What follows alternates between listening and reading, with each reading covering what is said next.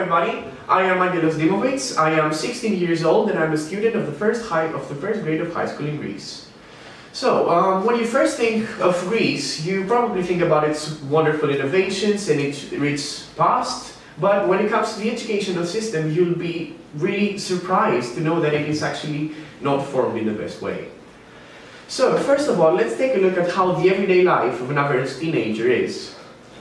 Schools start at around 8 o'clock, so theoretically he wakes up around 7. He's going to spend the majority of his day at school, which is 8 hours or maybe even more in private schools. When he gets home, he will have his lunch, and after that, if he wants to be well prepared for the next day, he's going to have to study for around 3 to 4 hours, which is extremely a lot. Now, in Greece, we have a thing called private lessons, where it's only the teacher and it's only one teacher and the student, and which have a lesson. Now, these lessons tend to last around 2 hours, so there goes another 2 hours. Now, if you think about it, that's basically the whole day gone. It's 13 hours maybe, or even more, and these kids don't have the time to be kids, basically. So, one more problem is that the teachers are not really motivated enough. They do not mind about getting the kids to actually work, and they just mind about doing their business. Lastly, there is a heavy discrimination, let's say, when it comes to subjects at school. There's the first category, which is the important subjects, which is basically math, modern and ancient Greek, physics, history. And then there is the unimportant category, which is arts and crafts, musical education, PE, and anything that is considered unimportant.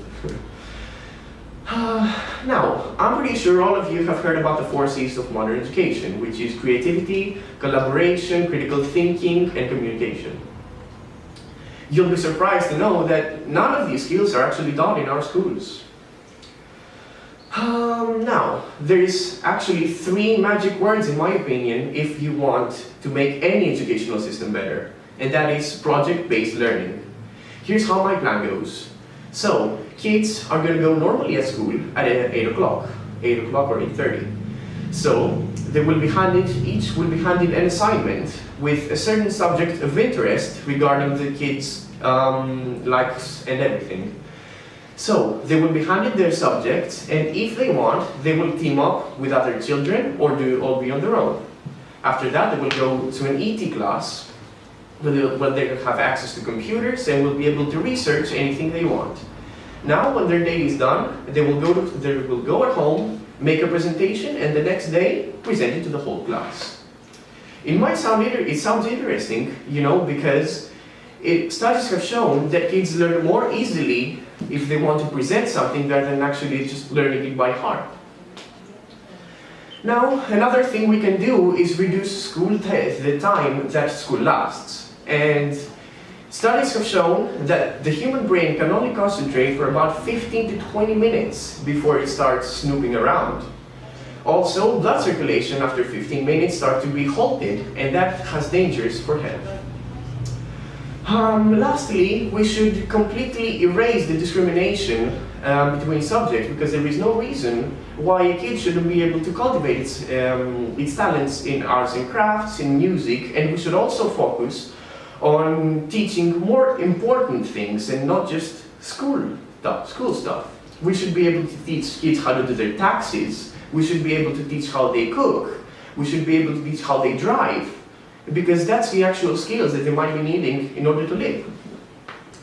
I'm pretty sure most of you have heard about Einstein's famous quote: "If you judge a fish by its ability to climb a tree, it will live its whole life thinking that it is stupid."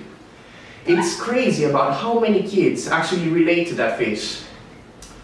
Now, I'm going to leave you with Aristotle's quote, which says, "Educating the mind without educating the heart is no education at all."